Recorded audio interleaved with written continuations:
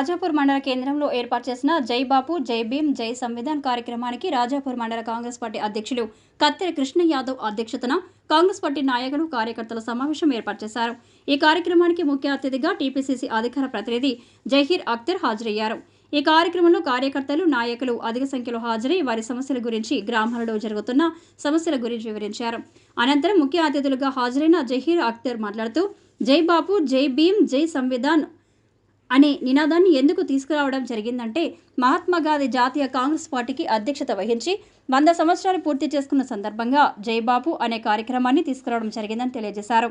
జై భీమ్ అనగా మహాత్మా గాంధీ సూచన మేరకు రాజ్యాంగ రచన కమిటీ బాపు జగ్జీవన్ రామ్ అధ్యక్షతన ఏర్పాటు చేసి పటిష్టమైన రాజ్యాంగాన్ని డాక్టర్ బిఆర్ అంబేద్కర్ రచించడం జరిగిందని, ప్రస్తుతం ఆ రాజ్యాంగాన్ని బీజేపీ ప్రభుత్వం తొలగించాలని కుట్ర చేస్తుందని ఉద్దేశంతో జై భీమ్ అనే నినాదాన్ని ఏర్పాటు చేయడం జరిగిందని కార్యకర్తలకు సూచించారు। ఈ కార్యక్రమంలో రాజాపూర్ మండల కాంగ్రెస్ ముఖ్య నాయకులు పాల్గొన్నారు। జై కాంగ్రెస్, జై బాపు, జై అంబేద్కర్, జై రాజ్యాంగం। నేను కూడా అనేది వాస్తవమే। ఈ వాస్తవాల వినాలి శంకరన్న, దూరము సత్య దూరం ఎంత ఉందో మీకు తెలుసు, నాకు తెలుసు। మా యాదన్న అన్నది కూడా కరెక్ట్। 15 రోజుల నుండి మీటింగ్ పెట్టలేదు, 15 రోజుల నుండి మీరు ఏం చేయలేదు, 15 రోజుల నుండి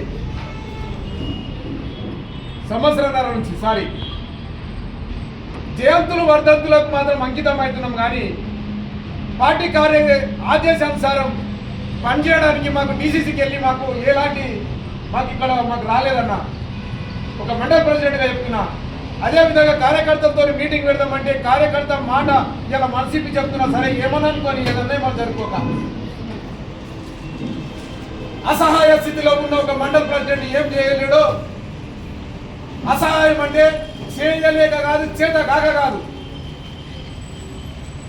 అతని కూడా వెన్ను దన్ను ఉన్న కార్యకర్తలు కావాలి, అతని పైన ఉన్న ఎవరైతే ఉన్నారో వాళ్ళు కూడా సపోర్ట్ చేయాలి। చేసినప్పుడే ఒక ఇంటి పెద్దకు ఆ ఇంటి పెద్దకు గౌరవం దక్కాల, ఇంటి ఉన్న వాళ్ళందరూ సహకరించాలి। ఆ ఇంటికి సహకరించినప్పుడు ఆ పెద్ద మాట లేకపోతే ఇలాంటి దాదాపు గ్రామంలో కానీ మండలంలో కానీ ఇలాంటివి జరుగుతాయి। మీరు ఏమనుకున్నా సరే నా వంతుగా నేను కృషి చేస్తున్నా, నా వంతుగా నేను కష్టపడుతున్నా అంటే నేను ఒక్కరి కష్టపడుతుంటానని చెప్తలేను, మీరు కూడా కష్టపడుతున్నారు ఊళ్ళలో। కానీ కష్టపడ్డే కార్యకర్తలకు త్వరలోనే ఎమ్మెల్యే గారికి ఎన్నోసార్లు చెప్పడం జరిగింది, న్యాయం చేయాలన్న వీళ్ళకు మనం కూడా మీరున్నప్పుడు న్యాయం జరుగుతుంది, మీరున్నప్పుడు న్యాయం చేయాలని చెప్తున్నాము। ఆయన కూడా పరిశీలిస్తానని చెప్పిండు, కానీ సంవత్సరంన్నర అయింది। కొందరికి దయచేసి వేరే విధంగా అనుకోకుండా మాటలు ఆలించి వచ్చినందుకు మీకు కూడా ప్రత్యేకంగా ధన్యవాదాలు చెప్తున్నాం। ఇంకోటి ముఖ్యంగా గ్రామ స్థాయి కార్యకర్తలను మేల్కొల్పాలంటే గ్రామంలో ఉన్న అధ్యక్షుడు మేము కీలకం। ఆ అధ్యక్షుడు కూడా నిద్రపోతే నేను కూడా ఇక్కడ ఏం చేయలేను, మండల నేను నిద్రపోతే పైన ఉన్న కూడా ఏం చేయలేరు। ఇప్పుడు ఎవరే కానీ ఒక రోజు ఒక టైం అనేది వస్తుంది, ఆ టైం అనేది కాంగ్రెస్ పార్టీకి కాంగ్రెస్ పూర్వ వైభవానికి మన ఇప్పుడు ప్రత్యేక ప్రతినిధిగా మన రాష్ట్రానికి వచ్చినటువంటి ఆమె ఎప్పుడైతే మన రాష్ట్రంలో కాలు పెట్టిందో కాంగ్రెస్ కార్యకర్తల మనసులో కూడా కొంచెం ఉత్తేజము ఉద్వేగము చిగురిస్తున్న కోరిక అప్పుడే తొలగరివాన పడుతుంటే ఏ విధంగా చిగురిస్తుందో కాంగ్రెస్ కష్టపడే కాంగ్రెస్ కార్యకర్త కూడా కొంచెం చిగురిస్తున్నాయి ఆశలు, అరే మాకు కూడా న్యాయం జరుగుతుందని। ఆ న్యాయం జరిగే దిశగా డీసీసీ కానీ లేకపోతే మా ఎమ్మెల్యే గారి కూడా మీరు కూడా పక్కని చెప్పి కష్టపడడానికి నష్టపోకుండా చేయాలని కోరుకుంటున్నాం। ఇంకొకటి గ్రామాల్లో అభివృద్ధి పనులు మాత్రం బేస్ జరుగుతున్నాయి। కాంగ్రెస్ పార్టీ కుటుంబ సభ్యులు మీ అందరికీ హృదయపూర్వక నమస్కారం। అసలు ఈ కార్యక్రమం సంబంధించి అఖిల భారత కాంగ్రెస్ కమిటీ ఏఐసిసి సెషన్లో తీసుకున్నటువంటి నిర్ణయం మేరకు దేశవ్యాప్తంగా జై బాపు జై భీమ్ జై సంవిధాన్ అనే కార్యక్రమం తీసుకోవడం జరిగింది। ఎందుకు తీసుకోవడం జరిగింది అనే విషయాన్ని ఒక 5-10 నిమిషాల్లో నేను వివరంగా మీకు చెప్పే ప్రయత్నం చేస్తాను। భారత జాతిపిత భారతదేశ స్వాతంత్రంలో కీలక పాత్ర పోషించినటువంటి మహాత్మా గాంధీ గారు భారత జాతీయ కాంగ్రెస్కు అధ్యక్షులయ్యి 100 సంవత్సరాలు పూర్తి అయిన సందర్భంగా జై బాపు మహాత్మా గాంధీ అనేటటువంటి వ్యక్తి ఒక వ్యక్తి కాదు, ఒక శక్తి, ఒక వ్యవస్థ. మహాత్మా గాంధీ బ్యారిస్టర్ పూర్తి చేసుకొని ఆయన చిన్న కుటుంబం కాదు, ఆయన తిండి లేనోడు కాదు. లండన్లో బ్యారిస్టర్ చేసినటువంటి మహాత్మా గాంధీ 1905వ సంవత్సరంలో భారతదేశానికి వచ్చిన తర్వాత డూ ఆర్ డై, అదేవిధంగా భారత్ ఛోడో ఆందోళన్, ఉప్పు సత్యాగ్రహం, ఎన్నో కార్యక్రమాలు తీసుకొని ఎన్నో ఏండ్ల పాటు మహాత్మా గాంధీ గారు జైల్లో ఉన్నాడు. మనం ఈరోజు రోడ్డు మీద ఒక యాక్సిడెంట్ జరిగితే పోతా అరే ఉండని పట్టు మనం ఇక్కడ ఆగి మళ్ళీ మాట్లాడితే మళ్ళీ పోలీసు తోడుతాడు, వానికి చెప్పాలి, వాడ పేరు రాసుకుంటే మళ్ళీ ఒకసారి కోర్టు పోయి చెప్పాలని మనం పక్కన పోయేటటువంటి పరిస్థితులు ఉంటాయి. లేదు, భారతదేశానికి ఖచ్చితంగా స్వాతంత్రం రావాలి, నా ప్రజలు ఇంత కష్టాల్లో ఉన్నారు కాబట్టి నేను బ్యారిస్టర్ చదివినా వీరికి నాయకత్వం వహించాలి, దేశానికి స్వాతంత్రం తీసుకురావాలనేటటువంటి కోణంలో అహింసాయుతమైనటువంటి పద్ధతుల్లో మహాత్మా గాంధీ గారు భారతదేశ స్వాతంత్రంలో కీలక పాత్ర పోషించడం జరిగింది. కొన్ని వాట్సాప్లో వచ్చేటటువంటి మెసేజ్లు కావచ్చు, కొన్ని రకరకాలైనటువంటి వ్యక్తులు చెప్పేటటువంటి మాటలు కావచ్చు, మహాత్మా గాంధీ గారిని తక్కువ చేసి చూపించడం అనేటటువంటిది మన తల్లిదండ్రులను అగౌరవపరిచినటువంటి విధంగా ఉంటుందనే విషయాన్ని నేను ఈ సందర్భంగా మీ అందరికీ తెలియజేస్తాను. ఆ విధంగా మహాత్మా గాంధీ గారు భారతదేశానికి స్వాతంత్రంలో కీలక పాత్ర పోషించినటువంటి వ్యక్తి కాబట్టి జై భీమ్ అనేటటువంటి జయ బాపు అనేటటువంటి కార్యక్రమం, అదేవిధంగా భారత రాజ్యాంగాన్ని రాసినటువంటి అంబేద్కర్, అసలు భారత రాజ్యాంగాన్ని అంబేద్కర్ గారికి రాసేటటువంటి అవకాశాన్ని కల్పించింది కాంగ్రెస్ పార్టీ అనే విషయాన్ని మనం అందరం గుర్తుంచుకోవాల్సినటువంటి. అంబేద్కర్ గారు ఒక మేధావి.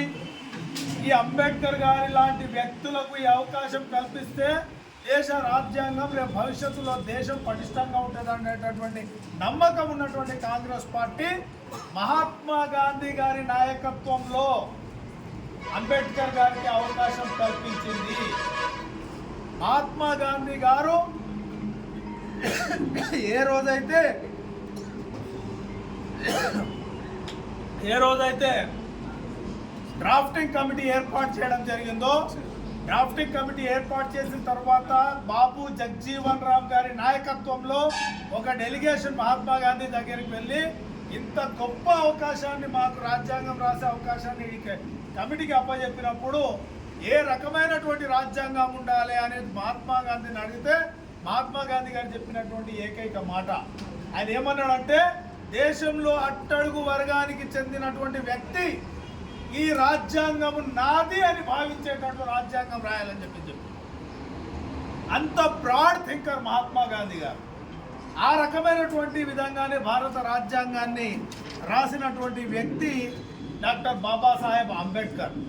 బాబాసాహెబ్ అంబేద్కర్కి సూచనలు సలహాలు చేసి ఉండొచ్చు, కానీ బాబాసాహెబ్ అంబేద్కర్ యొక్క ఆలోచన విధానమే ఈరోజు ప్రశాంతమైనటువంటి భారతదేశం అని చెప్పారు.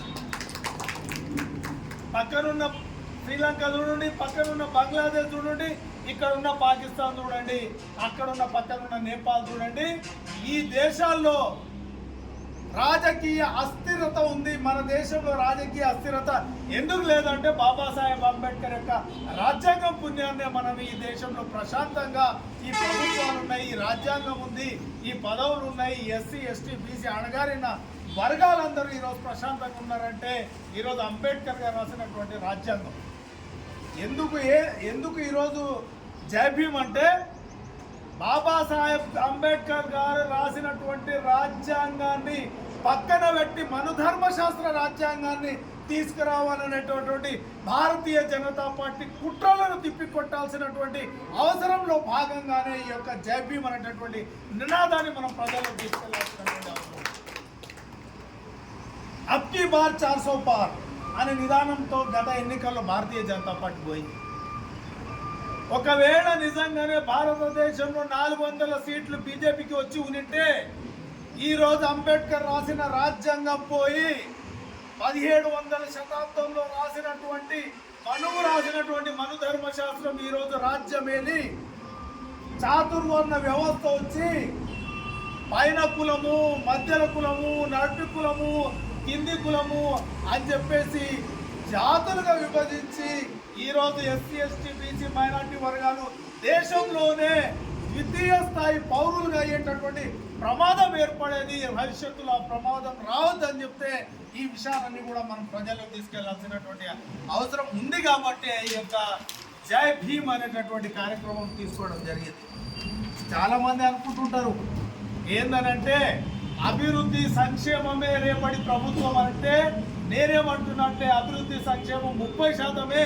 వచ్చే ఎన్నికలు సిద్ధాంతాల మీద జరుగుతాయి.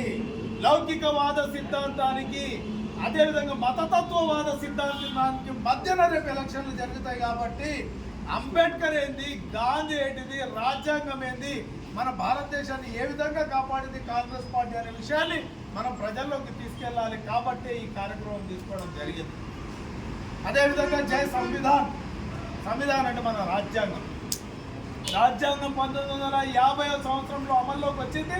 ఈ రోజుకి ఈ సంవత్సరానికి 75 సంవత్సరాలు పూర్తవుతున్నటువంటి సందర్భంలో రాజ్యాంగాన్ని రక్షించాల్సినటువంటి అవసరం ఉంది. అమిత్ షా మాట్లాడుతాడు పార్లమెంట్లో, అంబేద్కర్ అంబేద్కర్ అంబేద్కర్ అంబేద్కర్ అంబేద్కర్ అనే కన్నా మీరు దేవుణ్ణి ప్రార్థిస్తే మీరు స్వర్గానికి పోతుండ్రి అని చెప్పేసి అంటే అంబేద్కర్ను ఏ స్థాయిలో అవమానిస్తున్నారు అనేది మనం ఈ సందర్భంగా మనం గుర్తించాల్సినటువంటి అవసరం ఉంది. ఎస్, ఆన్ రికార్డ్ ఈరోజు చెప్తున్నాం, ఎస్సీ, ఎస్టీ, బీసీ, మైనార్టీ, బడుగు బలహీన వర్గాలకు దేవుడు అంబేద్కర్. అంబేద్కర్ మీరు చెప్పినట్లు అంబేద్కర్ను స్మరిస్తే మీరు స్వర్గానికి పోరు అని చెప్పేసి అంటే మీరు అంబేద్కర్ కాదు, మీ 100 ఏళ్ళు మీ జీవితం మొత్తం మీరు దేవుణ్ణి ప్రార్థించిన మీరు చేసిన పాపాలకు అమిత్ షా కానీ మోడీ కానీ స్వర్గానికి పోయేటువంటి అవకాశమే లేదని చెప్పేసి ఈ సందర్భంగా చెప్తా ఉన్నాను. భారత రాజ్యాంగాన్ని కాపాడుకోవాలా, అంబేద్కర్ గారి స్ఫూర్తిని ప్రజల్లో తీసుకెళ్ళాలి, మహాత్మా గాంధీ గారు భారతదేశానికి తెచ్చినటువంటి స్వాతంత్రాన్ని కూడా మనము తెలియజెప్పాలనేటటువంటి కార్యక్రమంలో భాగంగానే ఏఐసిసి నిర్ణయం తీసుకున్నదనే విషయాన్ని తెలియజేస్తూ ఈ కార్యక్రమం రోడ్ మ్యాప్ ఏముంటుందని ఒక 2-3 విషయాలు మీకు చెప్తాను. జిల్లా స్థాయి సన్నాహక సమావేశాలు అయిపోయినాయి. ఇప్పుడు మండల స్థాయి సన్నాహక సమావేశాలు జరుగుతూ ఉన్నాయి. ఈ మండల స్థాయి సన్నాహక సమావేశాల తర్వాత ఏప్రిల్ నెలలో అంబేద్కర్ బొమ్మను తీసుకొని గ్రామాన వెళ్ళి మనం ఈ విషయాలను చెప్పడంతో పాటు మా రాహుల్ గాంధీ గారి యొక్క లక్ష్యం ఎవరు ఎంత వారికి అంత, ఏ కులం ఎంత, ఏ జాతి ఎంత, ఎవరి పర్సెంటేజ్, ఎవరి శాతం ఎంత ఉందో వాళ్ళకి అన్ని అవకాశాలు కల్పించాలనేటటువంటి లక్ష్యంతోనే మొట్టమొదట కుల గణన కార్యక్రమం మనం తీసుకొని 56% బీసీలు ఉన్నారని తేల్చడం జరిగింది. ఏదో వాట్సాప్లో మాట్లాడతారు, కేటీఆర్ మాట్లాడతారు, కేసీఆర్ మాట్లాడతారు, వాళ్ళకైతే బుద్ధి లేదు, సిగ్గు లేదు. అసలు వాళ్ళే కులగణనల సర్వేలో పాల్గొనలే, వాళ్ళకే మర్చుకుంటుందా మాట్లాడనీకే. వారు మొట్టమొదట తెలంగాణ రాష్ట్రంలో ఉన్నటువంటి ఎస్సీ, ఎస్టీ, బీసీలకు కేసీఆర్ కుటుంబం మొట్టమొదట క్షమాపణ చెప్పాలి. ఎందుకంటే వారికి బీసీల పట్ల ప్రేమ ఉంటే ఈరోజు వారు కూడా ఈ యొక్క సర్వేలో పాల్గొనేటటువంటి వారు. కాబట్టి ఈ విషయాలను అన్నింటినీ కూడా మనం ప్రజల్లోకి తీసుకెళ్లాల్సినటువంటి అవసరం ఉంది. ఎవరికి ఎంత ఉంటే అంత రిజర్వేషన్ సాధించాల్సినటువంటి అవసరం ఉంది. ప్రతి ఒక్కరికి సమానమైనటువంటి హక్కులను కల్పించేటటువంటిది కాంగ్రెస్ పార్టీ అనేటటువంటి విషయాలను కూడా మనం తీసుకెళ్ళాలి. దీనికోసము నెక్స్ట్ గ్రామాన పాదయాత్ర చేయాలి. గ్రామ కాంగ్రెస్ పార్టీ అధ్యక్షుడు జెండా పెట్టుకోవాలి. ఆ గ్రామం నుంచి ఇంకో గ్రామానికి వెళ్ళినప్పుడు ఆ గ్రామ కాంగ్రెస్ పార్టీ అధ్యక్షుడికి ఆ జెండా అప్పచెప్పాలి. ఆ గ్రామం పూర్తయిన తర్వాత నెక్స్ట్ గ్రామానికి వెళ్ళినప్పుడు ఆ జెండాను ఇంకొక కాంగ్రెస్ పార్టీ అధ్యక్షుడికి ఇవ్వాల్సినటువంటి అవసరం ఉంది. అట్లా మనకు ఉన్నటువంటి గ్రామాల్లో ఉదయం 2 గ్రామాలు, సాయంత్రం 2 గ్రామాలు ఒక షెడ్యూల్ ఏర్పాటు చేసుకొని పాదయాత్ర చేయాల్సినటువంటి అవసరం ఉంది. దీంతో పాటు ఇంకొక విషయం చెప్తా ఉన్నాను మీకు. చాలామంది బాధలు చెప్తున్నారు, ఇబ్బందులు చెప్తున్నారు. నిజమే, 15 నెలలైంది, కొంచెం వరకు కార్యకర్తలు ఇబ్బందులు పడుతున్నారు అనేది వాస్తవం అయినప్పటికీ ఒక ముఖ్యమైన ఒక విషయం నేను చెప్తాను. పార్టీ ఉంటేనే మనం ఉన్నాం, పార్టీ లేకపోతే మనం లేదు. పార్టీ ఉంటేనే మనం ఉన్నాం, పార్టీ లేకుంటే మనం లేవు. మనకేమైనా కోపతాపాలు ఉన్నా, బాధలున్నా, ఇబ్బందులున్నా మనం పంచాయతీ ఎమ్మెల్యేతో పెట్టుకుందాం, కానీ దాని పార్టీ మీద మాత్రం దయచేసి తీర్చొద్దు, దాని పార్టీ మీద రుద్దొద్దు. మన పార్టీ బతుకుతూనే మనం బతుకుతాము. మరి చూడండి, మీరు ప్రతిపక్షంలో ఉన్నప్పుడు తమ్ముడి మీద 4 కేసులైనవి, ఎంతోమంది మీద కేసులైనవి. కానీ ఈరోజు ఆ పరిస్థితులు లేవు. ఎందుకంటే మనం అధికారంలో ఉన్నాం, పార్టీ అధికారంలో ఉన్నది కాబట్టి ఆ పరిస్థితి లేదు. రేపు కూడా మనం పార్టీని బతికించుకుంటేనే మనం బతుకుతాము. మనం పార్టీని ఇచ్చిపెట్టి పోయేటోళ్ళం కాము. సచ్చినా బతికిన పార్టీలో ఉండేటోళ్ళం. 10 సంవత్సరాలు ప్రతిపక్షంలో ఉన్న పార్టీలో ఉన్నాం. భవిష్యత్తులో అధికారంలో ఉన్న ప్రతిపక్షంలో ఉన్న మనమే పార్టీలో ఉంటాం. గాలికి వచ్చినోడు గాలికే పోతాడు. పార్టీని బతికించుకునేటోళ్ళు నిజమైన కార్యకర్తలు, గత 10 సంవత్సరాలు కష్టపడ్డ కార్యకర్తలను గుర్తించాలని చెప్పి మీనాక్షి నటరాజన్ గారు సీరియస్గా ఉన్నారు. రేపు భవిష్యత్తులో ఏం పదవులు ఇచ్చినా కాంగ్రెస్ పార్టీకి కష్టపడి పనిచేసే వాళ్ళకి అవకాశం వస్తుంది. ఆ రకంగా ఆమె రోడ్ మ్యాప్ చేస్తుంది, ఆ రకంగా ఆమె దిశానిర్దేశం చేస్తుంది. రేపు ఇప్పుడు కార్యకర్తలందరికీ నేను రిక్వెస్ట్ చేస్తున్నా, మన అసెంబ్లీ నియోజకవర్గానికి 4000 యూనిట్లు మనకు రాజీవ్ యువ వికాసం లోన్లు వస్తాయి. కష్టపడ్డ కార్యకర్తలకు అప్లై చేయండి, కష్టపడ్డ కార్యకర్తలకు లోన్లు ఇప్పిద్దాము, కష్టపడ్డ కార్యకర్తలకు అవకాశాలు కల్పిద్దాము. ఆ బాధ్యత కూడా మీ పైన ఉంటుంది. ఇంద్రమ్మ ఇండ్లు ఇస్తున్నాము, ఇంద్రమ్మ కమిటీల ద్వారా ఇవ్వాలి. అది కూడా కార్యకర్తలను మనం అక్కడ గుర్తిస్తున్నాము. ఎక్కడైనా సరే కార్యకర్త లేని పార్టీ లేదు. కాబట్టి కార్యకర్తలను గుర్తించేటటువంటి భాగంలో మీ బాధలన్నింటినీ జిల్లా కాంగ్రెస్ పార్టీ అధ్యక్షుడికి, అదేవిధంగా పిసిసి అధ్యక్షుల వారికి, అదేవిధంగా స్థానిక ఎమ్మెల్యే గారికి చెప్పి మన కార్యకర్తలు ఇబ్బందులు లేకుండా చూసేటటువంటి ప్రయత్నం చేస్తానని చెప్తూ యువజన కాంగ్రెస్ మిత్రులకు ప్రత్యేకంగా చెప్తున్నా, మొన్న ఎన్నికలు జరిగినాయి, మీరు ఎలక్ట్ అయినరు. ప్రెసిడెంట్లు కావచ్చు, సెక్రటరీలు కావచ్చు, వైస్ ప్రెసిడెంట్లు కావచ్చు, మీరందరూ కూడా ఈ యొక్క పాదయాత్రలో కీలకంగా పార్టిసిపేట్ చేయాలి. దాంతోపాటు ఎస్సీ, ఎస్టీ, బీసీ, మైనార్టీ విభాగాల వాళ్ళు కూడా సీరియస్గా పార్టిసిపేట్ చేయాలి. మండల విలేజ్ కాంగ్రెస్ ప్రెసిడెంట్ కూడా సీరియస్గా పార్టిసిపేట్ చేయాలి. మండల కాంగ్రెస్ అధ్యక్షుల వారికి చెప్తా ఉన్నా నేను, ఎవరు యాక్టివ్గా పార్టిసిపేట్ కాకపోతే వాళ్ళ లిస్టు మీరు మాకు ఇవ్వండి. ఆ లిస్టు ప్రకారము తక్షణమే పార్టీ పరంగా వాళ్ళపైన చర్యలు తీసుకుంటాము. ఈ ప్రోగ్రాము చాలా సీరియస్. ఈ ప్రోగ్రాం ఏఐసిసి తీసుకున్న కార్యక్రమం. దీంట్లో అలసత్వం వహించడానికి వీలు లేదు. అది గ్రామ కాంగ్రెస్ అధ్యక్షుడు కానీ, యువజన Congress, SC, ST, BC, minority విభాగాలు ఎవరు పార్టిసిపేట్ కాకపోయినా, ఎవరు బాధ్యత తీసుకోకపోయినా వారిపైన ఖచ్చితంగా పార్టీ పరంగా చర్యలు తీసుకున్నామని తెలియజేసుకుంటూ, ఇంత తక్కువ టైంలో ఇక్కడికి వచ్చి మీరందరూ కూడా ఈ కార్యక్రమం భాగస్వామ్యమైనందుకు మీ అందరికీ కూడా కృతజ్ఞతలు తెలియజేస్తూ, నాకు బాలనగర్ ఆ కార్యక్రమం జై కాంగ్రెస్, జై బాబు, జై అంబేద్కర్, జై రాజ్యాంగం. నేను కూడా అనేది వాస్తవమే. ఈ వాస్తవాల పక్కన వినాలి శంకరన్న. దూరము సత్య దూరం ఎంతుందో మీకు తెలుసు, నాకు తెలుసు. మా యాదవ్ నాన్న కూడా కరెక్ట్. 15 రోజుల నుండి మీటింగ్ పెట్టలేదు, 15 రోజుల నుండి మీరు ఏం చేయలేదు, 15 రోజుల నుండి సంవత్సరంన్నర నుంచి జయంతులు వర్ధంతులకు మాత్రం అంకితం అవుతున్నాం. కానీ పార్టీ ఆదేశానుసారం పనిచేయడానికి మాకు డీసీసీకి వెళ్ళి మాకు ఎలాంటి మాకు రాలేదన్న.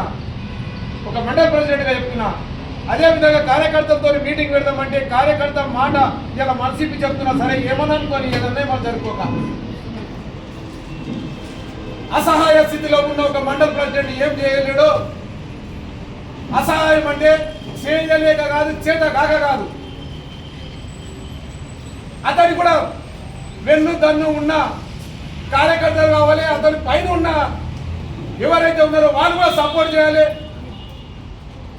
చేసినప్పుడే ఒక ఇంటి పెద్దకు ఆ ఇంటి పెద్దకు గౌరవం దక్కాల. ఇంటి ఉన్న వాళ్ళందరూ సహకరించాలి. ఆ ఇంటికి సహకరించినప్పుడు ఆ పెద్ద మాట లేకపోతే ఇలాంటి దాదాపు గ్రామంలో కానీ మండలంలో కానీ ఇలాంటివి జరుగుతాయి. మీరు ఏమనుకున్నా సరే నా వంతుగా నేను కృషి చేస్తున్నా, నా వంతుగా నేను కష్టపడుతున్నా అంటే నేను ఒక్కరి కష్టపడుతుంటానని చెప్తలేను. మీరు కూడా కష్టపడుతున్నారు ఊళ్ళలో. కానీ కష్టపడ్డే కార్యకర్తలకు త్వరలోనే ఎమ్మెల్యే గారికి ఎన్నోసార్లు చెప్పడం జరిగింది. న్యాయం చేయాలన్న వీళ్ళకు మనం కూడా మీరున్నప్పుడు న్యాయం జరుగుతుంది, మీరున్నప్పుడు న్యాయం చేయాలని చెప్పినాము. ఆయన కూడా పరిశీలిస్తానని చెప్పిండు. కానీ సంవత్సరంన్నర అయింది. కొందరికి దయచేసి వేరే విధంగా అనుకోకుండా మాటలు ఆలించి వచ్చినందుకు మీకు కూడా ప్రత్యేకంగా ధన్యవాదాలు చెప్తున్నాం. ఇంకోటి ముఖ్యంగా గ్రామ స్థాయి కార్యకర్తలను మేల్కొల్పాలంటే గ్రామంలో ఉన్న అధ్యక్షుడు మేము కీలకం. ఆ అధ్యక్షుడు కూడా నిద్రపోతే నేను కూడా ఇక్కడ ఏం చేయలేను. మండల నేను నిద్రపోతే పైన కూడా ఏం చేయలేరు. ఇప్పుడు ఎవరే కానీ ఒక రోజు ఒక టైం అనేది వస్తుంది.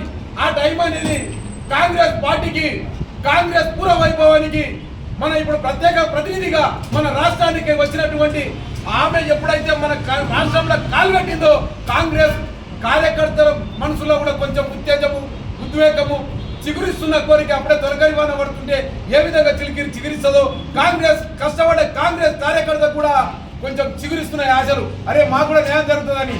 ఆ న్యాయం జరిగే దిశగా డీసీసీ కానీ లేకపోతే మా ఎమ్మెల్యే గారి కూడా మీరు కూడా పక్కని చెప్పి కష్టపడడానికి నష్టపోకుండా చేయాలని కోరుకుంటున్నాం. ఇంకొకటి గ్రామాల్లో అభివృద్ధి పనులు మాత్రం బేస్ జరుగుతున్నాయి.